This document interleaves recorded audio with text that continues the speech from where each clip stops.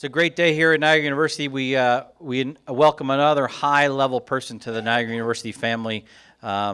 He's been here for a couple weeks, and he keeps coming back, which is great. I hope you've had a chance to meet Bob Murphy. If you have not, you will meet him today, certainly. He is a great leader, and I'm not going to say much more about him because it is my pleasure to introduce the president of Niagara University, the Reverend James J. Marr, to do the official introduction of Bob Murphy. Father?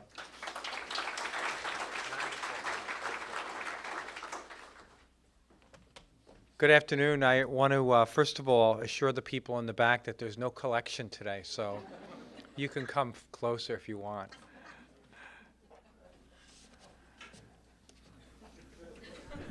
Okay.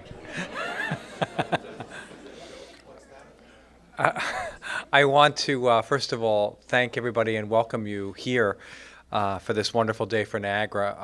I begin by acknowledging our President Emeritus who's here. He's in dress down mode today, Father Joseph Levesque, so wonderful to have you here. My remarks will be very simple. Bob Murphy has an incredible array of experiences, which I think many of you are aware of, the publications and the listing of those. What I want to speak about very briefly is why is this day so significant for us? And it's significant for three reasons. First, that Niagara University continues to attract top-tier talent to the university. In our faculty, in our administration, in our athletic department, throughout our ranks at the university. And Bob really fits that bill. He's had an incredible successful career as a businessman and an equally successful career in higher education. Along with Dr. Mark Guerin and others, he led the transformation of Hobart Williams & Smith College, really through the portal of academic excellence and career development. And that's what we seek to do at Niagara University, and we're incredibly blessed and delighted to have Bob Murphy at our university and in leadership. Second, this hiring of Bob and Bob's emergence at the university signifies the continuous momentum at Niagara University. I don't need to tell anyone here in this room the challenges in higher education and the challenges that are intensified in our region in Western and Central New York.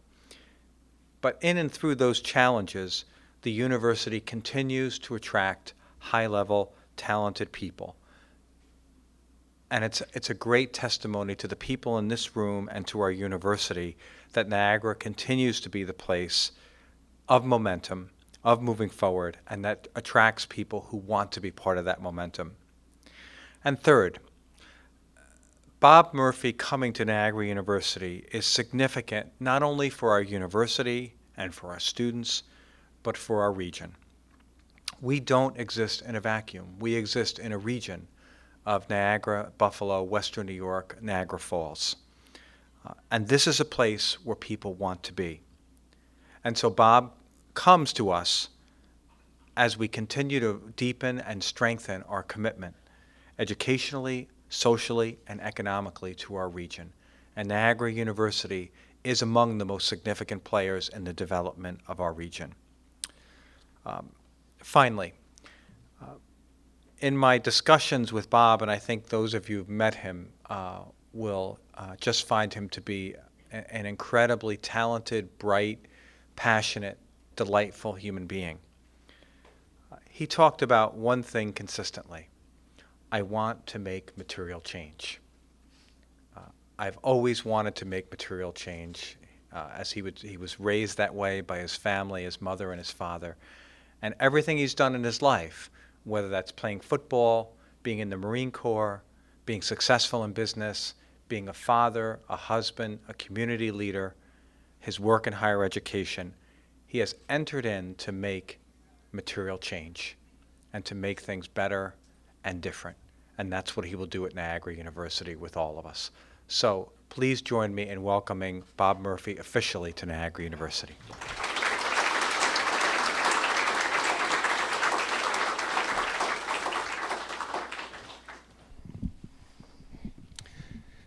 Thank you, Father. I want to thank everybody for coming out. I looked around when I came in, I saw all these people, and I'm saying, wow, this is pretty neat. They're coming out to see me. Then I walked by the dessert stand over there, and I said, Murphy, they came for the desserts, not you. So I won't flatter myself, but thank you for coming out. Father, thank you for your comments, your leadership. It's been a delight to be with you over the last couple of weeks. I can remember the first time we met officially here on campus when I had joined, and we talked about me going out across the campus and talking to everybody and really listen for about 3 months and really find out the lay of the land, what's on everybody's mind, where the pressure points are, kick the tires, and all of those things.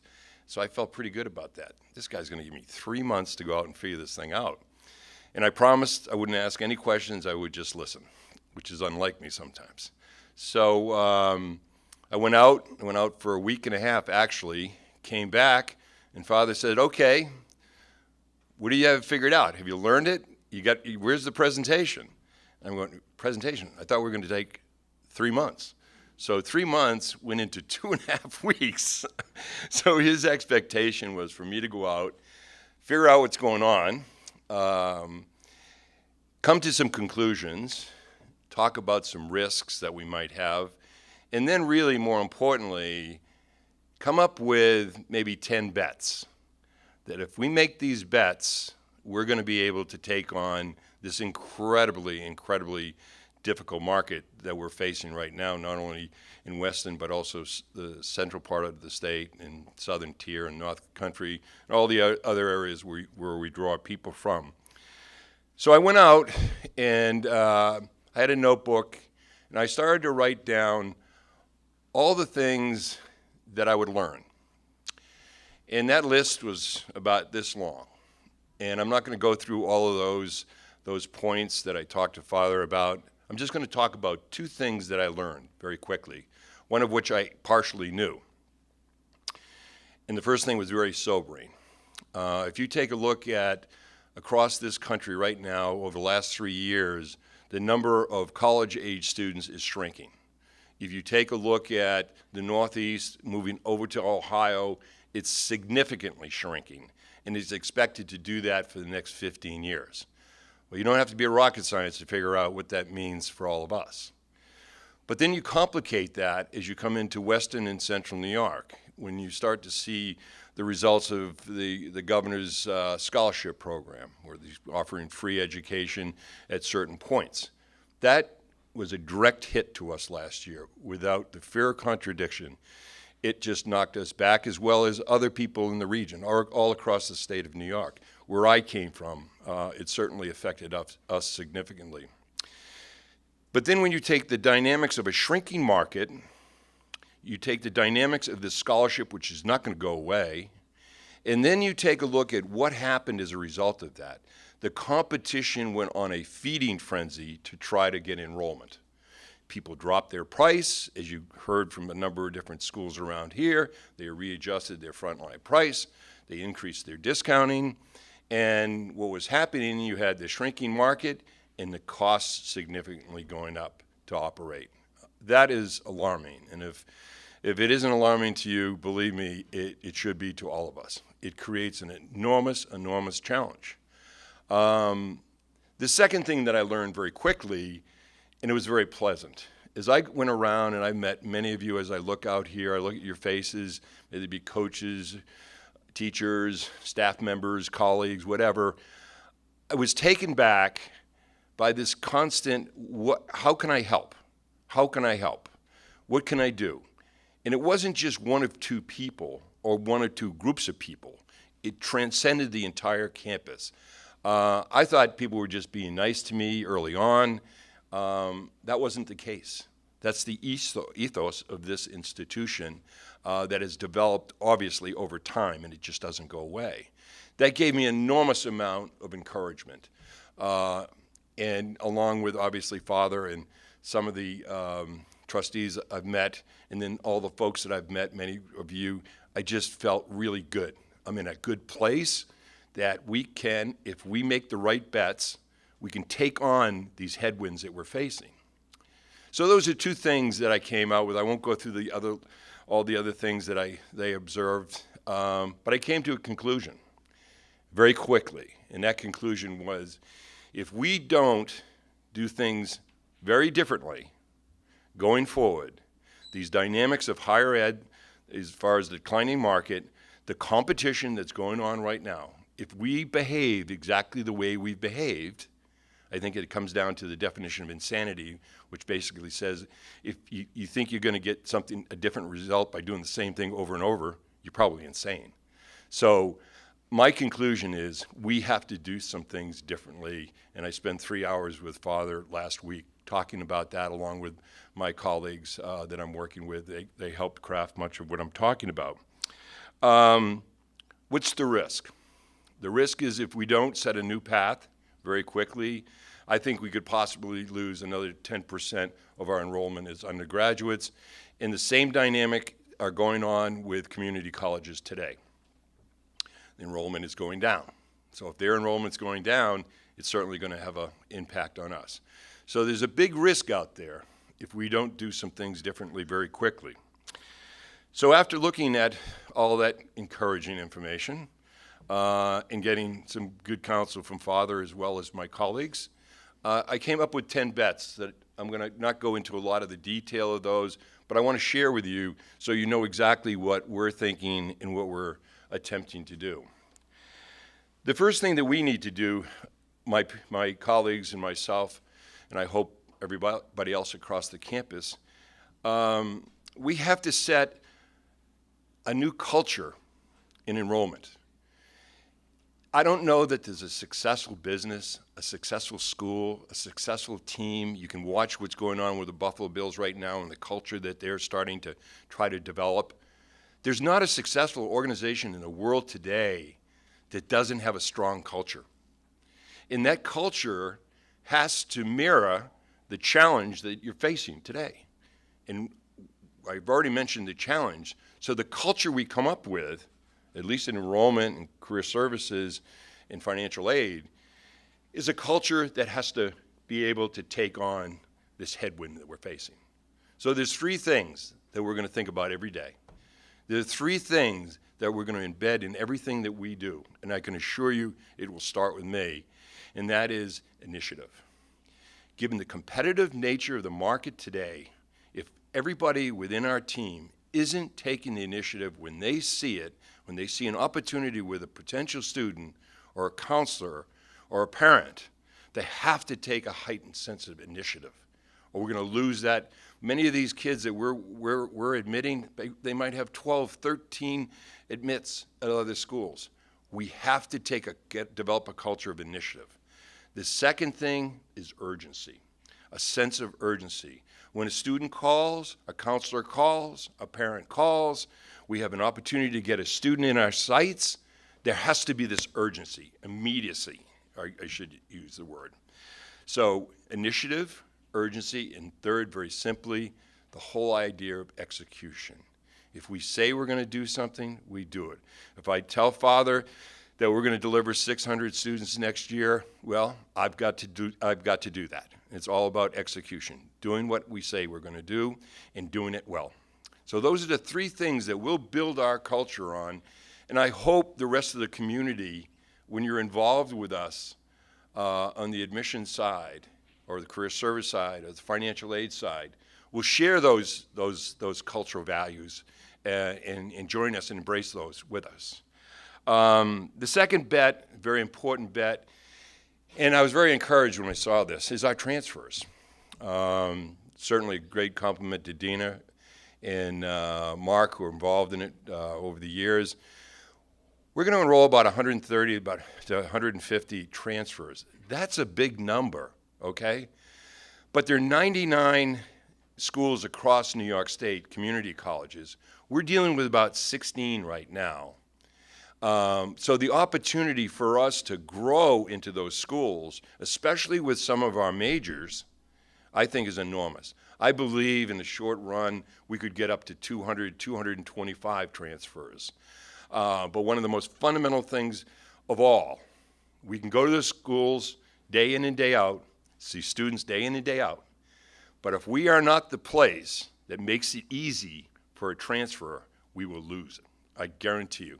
We have to be the place that when a student wants to transfer in, they want to transfer their different courses in, right, wrong, or indifferent, we've got to make it easy for them. That's going to be critical for us to grow into that 200 number, I believe, and that's going to be important. The next piece is very, very near and dear to my heart, and is a strategy that we used over the last couple of years where I came from, and that is to enhance and expand. Our markets that we're traditionally in they're dropping. It's a fact of life. We cannot allow that decline to continue. I'm not suggesting that we're going to grow it a lot, because it's not growing, but we need to stop the decline immediately. And we need to enhance these valuable schools that we're working with and enhance our position in those schools and with those students. And we got to hold the ground on that. And as quickly as we do that, we have to start to expand. And there's some natural areas for us to expand to, and we'll actually be working on that today. Ohio, we feel that we have the demographics to move in there. Pennsylvania, the demographics to move into Pennsylvania. The demographics of some parts of New Jersey, we believe we can move in. I actually even believe there are types of schools in Massachusetts and New England that are perfect for us, that we'll be able to move in. So our strategy will revolve around enhancing what we have, stop the decline, and then grow. Growing is very difficult, by the way. You can't just go into a market, put your flag down, and expect everybody to be raving fans. There's a lot of things that have to go into it, but I'm convinced that if we stay within the demographics of the students that would appeal to here, and they're coming from those markets, make the marriage, we're going to be in good shape. The next thing, on and off campus events. 70% of students who visit a campus will probably apply. You'd have to be an absolute moron not to have that as one of your number one priorities. On and off campus activities. When a student comes here, they get a 70% chance they're going to apply, 40% chance that they're going to enroll. We are going to embrace on and off campus activities probably at a multiple of 3 than we've done in the past. Not only will we be doing the traditional open houses, but we're going to get very, very laser and have very specific activities both on and off campus. For example, we're just starting to talk about an event in Syracuse, just with nursing. We have an alum that's a CEO at Krause. We'll have an event there. It's just in nursing. It won't be all the other different majors, but it's just nursing. But we can do that all across the board in our major markets, as well as on this campus. Go beyond just that general open house, but make them specific and personal, and bring in students that are very interested in that and making a great event. So you'll hear a lot more about that. By the end of the month, we'll have published our calendar for the entire year. Marketing. Obviously, our brand is critical. We have to enhance that brand. We traditionally, in higher ed, use outside consultants to do our branding, to do our marketing. They'll usually do about 12, maybe 7 campaigns that talk about, right in the beginning, September, this is Niagara, next this is academics at Niagara, this is athletics, and on and on. 7 general campaigns. That is not enough to penetrate the market that we need to penetrate in. We're so fortunate that Father and the board made a very big investment in something called Slate.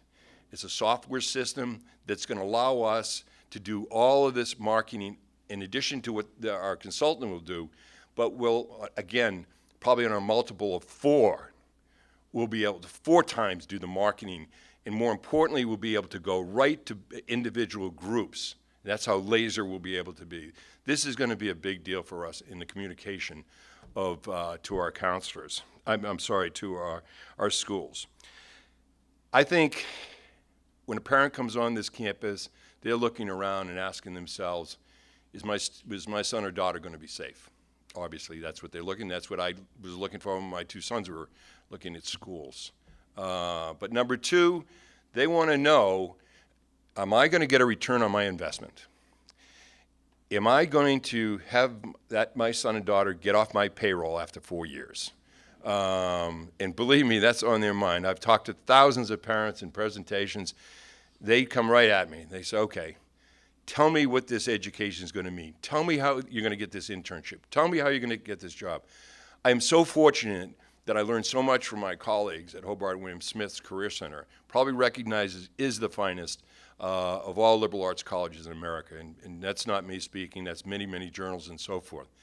We have to have career services be one of the real points of distinction on this campus. And it has to be a point of distinction based on all the internships that we're getting, the jobs that we're getting, but more important, the clarity that we get for these students when they come here. And it's got to be contagious across the entire community. So we're going to do three things. One is we're going to develop a program called Pathways. Pathways is a 4-year career development process. Doesn't sound like a lot to us, but it sounds like a lot to a parent. And we're going to market that thing and market it and market it. Second of all, we're going to develop what we call a career network, where we're going to have a group I hopefully will get to within 2 years, about 5,000 alums that are all there ready to provide a job, internship, counsel for our students. And three, that I think is going to be very, very important, and I know Father, this is a big priority of his, and I'm willing to say it right now. I'm sure he'll probably pretty soon say it. We have to, when a student comes on this campus with their parents, be able to guarantee them, you come here, we're going to guarantee you an internship. 65% of all jobs will come from an internship. So you better have a reservoir of internships, and you better be talking internships today to parents and students. And I would love to be able to stand up and say, we're going to guarantee you an internship, a research opportunity with your faculty, if you go through our Pathways program. And that's left to Father to make that decision. Career services has to be that point of distinction. And I absolutely love the folks that we have in our Career Center. They're all professionals. They work very, very hard. And so it's going to be easy just to grow from that great success. Let me just leave you with three more. Next is a word called yield. In enrollment, it is so important because it's the whole idea of who you admitted and then who comes and that percentage. And we've lost a couple of points through this over the last 2 years with this Excelsior program and the competition that's going on. We cannot lose yield. And yield really is a factor of how close do you get to that student, and how close do you get, and how long do you stay with that student. So when the time comes for them to raise their hand on May 1st, it's Niagara. But the only way you're going to get there is if you stay close, and we have a multitude of strategies to do that, but we cannot lose another percentage point of yield. It's just not a healthy position to be in, and the resolution of it is rather simple. Just every time a student comes onto this campus, every one of us needs to embrace it, that student. I was so fortunate, we had such a great team in our buildings and grounds at Hobart William Smith. A student came by them, regardless of what they were doing, they dropped everything and they started to talk to that student. Faculty would be opening up their windows and hijacking tours. They were so supportive. And our yield went up 4 points within about 2 years. And I believe it was because of the engagement of that community. Yield is critical. Next, about 10 years ago, I asked a colleague of mine, Marilyn Unack. I said, Marilyn, I got to believe that we're standing up here and talking to parents and students, it's all blah, blah, blah. And I bet you everybody else is blah, blah, blah. But you got to prove this out for me. So I sent her out to 16 schools across the country. And I had her go to the information sessions and then go on a tour. And have her come back and tell me, what are you hearing? What are people doing that's great?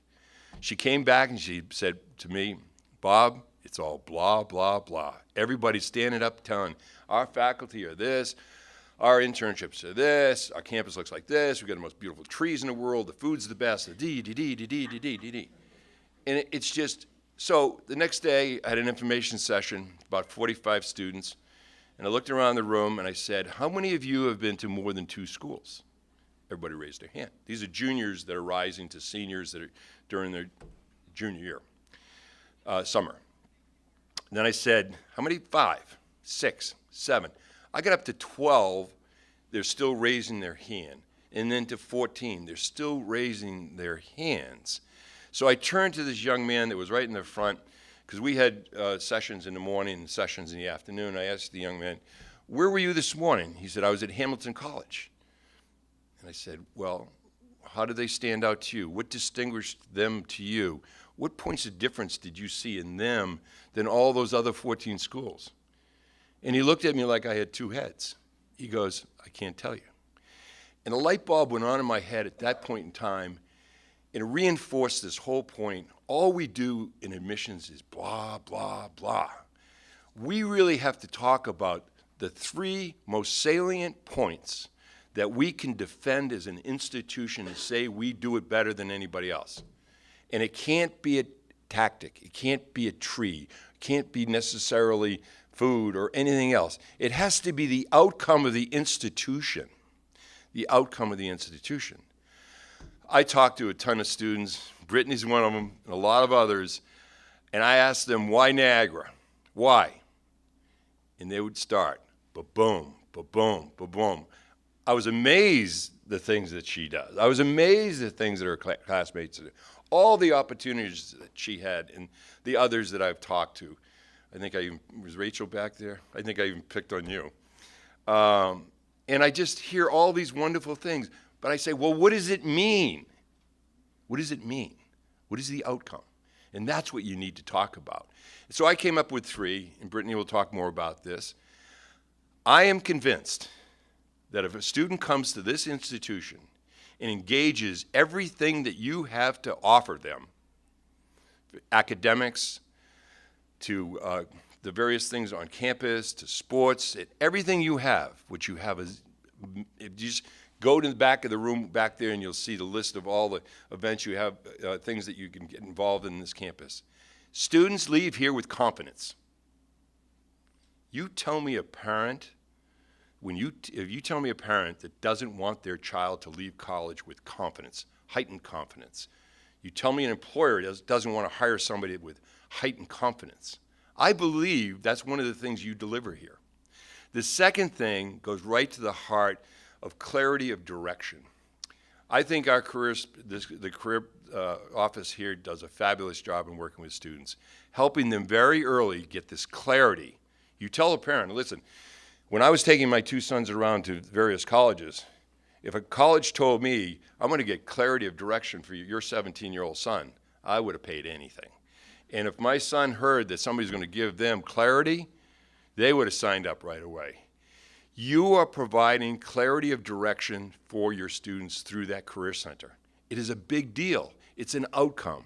And last, as you can well imagine, listening to all the students that I've talked to and all the things that they're involved in this community, on campus and off, community service that they're doing, there is a heightened sense of purpose on this campus. I don't think that there's a parent or student around that doesn't want to buy into those 3 things if you're going to offer to them. So you're going to hear a lot more about that and how we weave that through all of our materials and everything we do. The whole idea of delivering confidence, clarity of direction, and a heightened sense of purpose, and then how we'll explain that and how it will filter through all of our marketing. Let me just leave you with one last point that I think is very important for our bets and things that I think were going to help us. And I just have to compliment everybody that's been involved in this. Very, very smart people got involved over the border in Canada. 300,000 students, transfers, and high school students are within 45 minutes of here. We are an amazing option to those students. And I believe everything is in place. I wish I could take credit for some of this. I can't. It's all locked and loaded. I think we're going to be delivering 40, 50, 60 students a year. That's a big bet. So those are 10 bets that we've made. There's a lot more that goes into it. We're putting the arms and legs on it right now. And let me conclude where I started. I'm flattered you're here. I love the challenge that Father has presented to me. And I am going to do my very best to to deliver on my commitments. Thank you.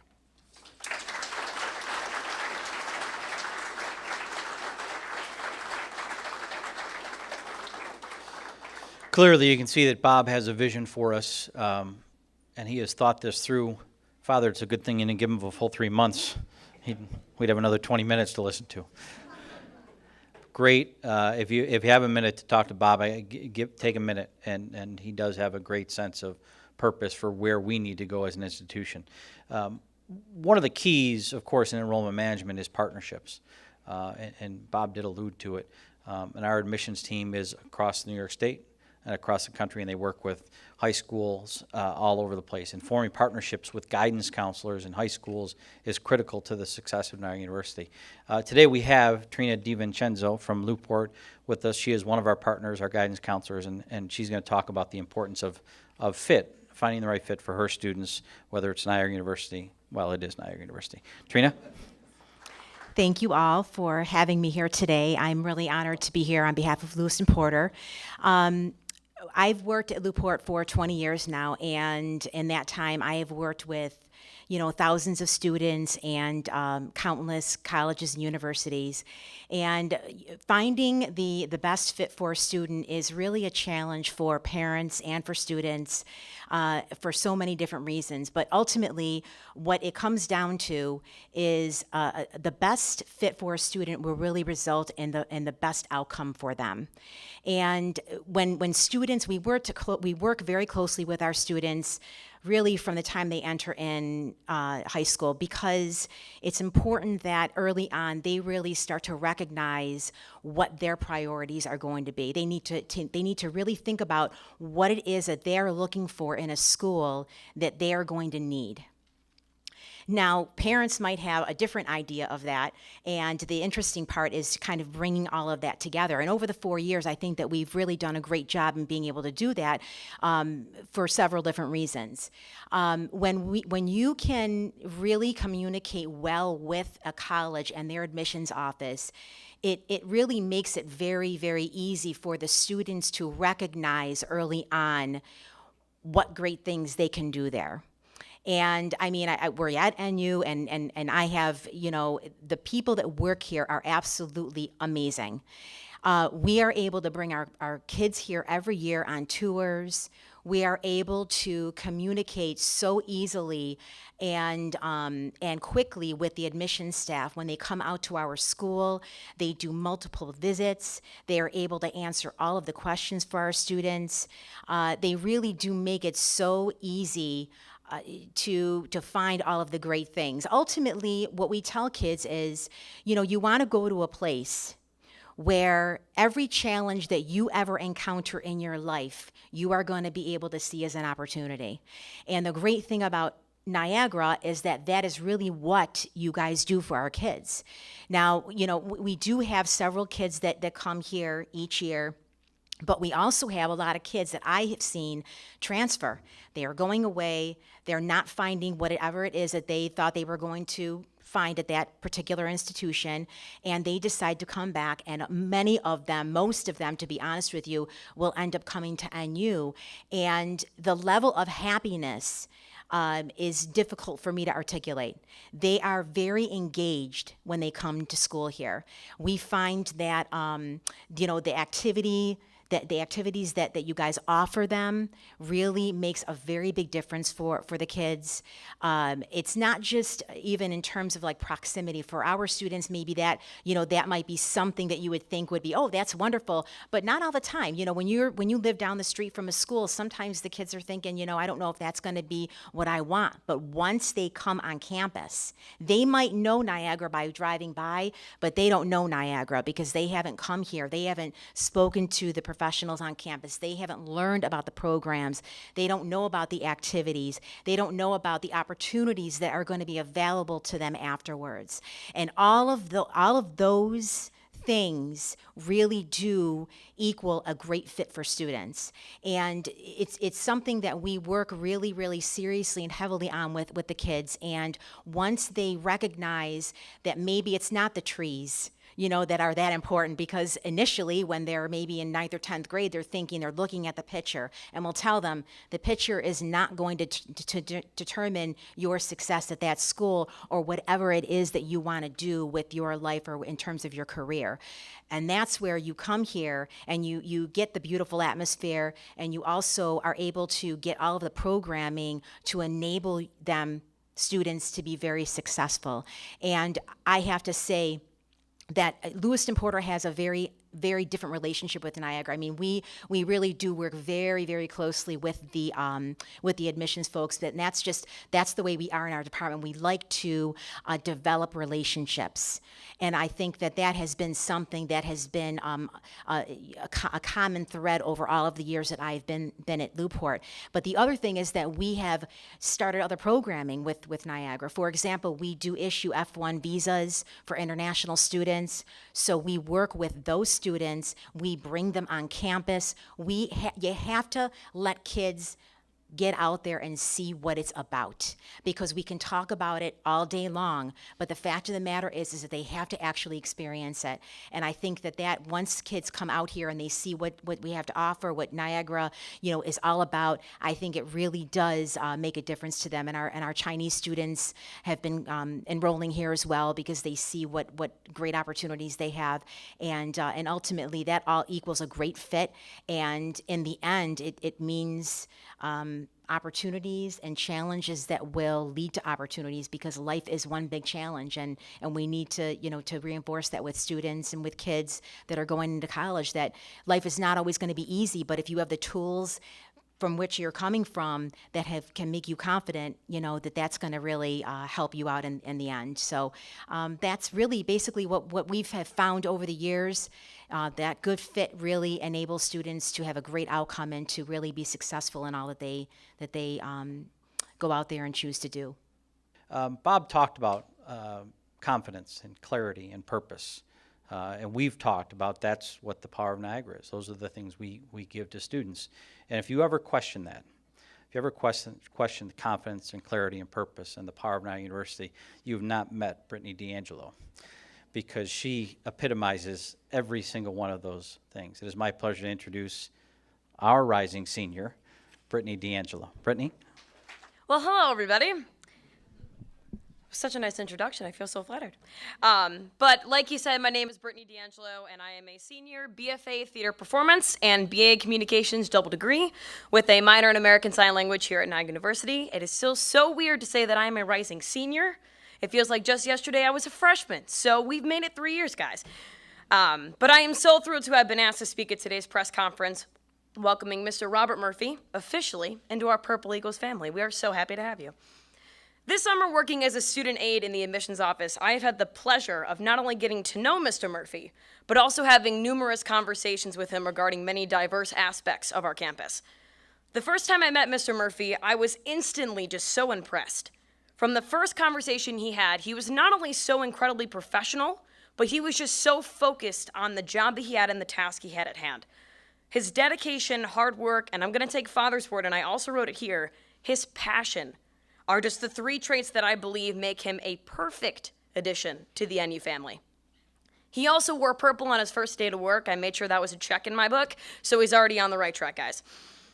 I have all the confidence that Mr. Murphy is going to do an incredible job at helping not only myself, but all student ambassadors in Niagara University truly help prospective students find the right institution that best suits that particular individual. What can I say? He actually has already helped me do my job better through the conversations that we have had. The more I have talked to Mr. Murphy, the more I realize how important discussing outcomes is, not only with the prospective student, but also their families. When a student chooses an institution, it becomes their home for the next 4 years. Niagara's become my home. I know the fellow students in here can attest that this university has become their home, and it's all of our home. But that's what happens when you choose an institution, so our goal is to explain to students and families alike, after coming to Niagara University, what are the outcomes that an individual will gain from being a student in our institution? And these outcomes are what are going to set Niagara University apart from not only schools in the Western New York area, but also throughout the country. From attending Niagara University, I am an overall more confident individual than I was 3 years ago. This confidence has come from so many different entities, whether it has been pursuing my passion by performing on the Leary Theater stage, or the clubs and organizations I have been so blessed to join since attending NU. I have a stronger clarity of direction through the 5 internships that I have had, my 76-page American Sign Language capstone project on deafness and martial arts that I hand-constructed last year, or being part of the Odyssey, my first professional theater show at our park that just closed yesterday. I also have a heightened sense of purpose through being a member of the Vincentian Scholarship Program, being so close-knit member of campus ministry, and doing different service projects through Impact. I personally cannot thank this university enough for the blessings that it has given me 3 years ago. I would have never thought this would have been my life after 3 years, but this university has completely changed my life. I cannot wait for this year to continue learning, continue growing, because the learning is never done. It is only just the beginning. And that's exactly what Mr. Murphy is. He is a new beginning. He has fresh new ideas. He's got these aspirations that are so large. It's just going to enhance the Niagara University community more than I think any one of us could ever imagine. Thank you all so much for your time. And Mr. Murphy, welcome to Monte Eagle Ridge.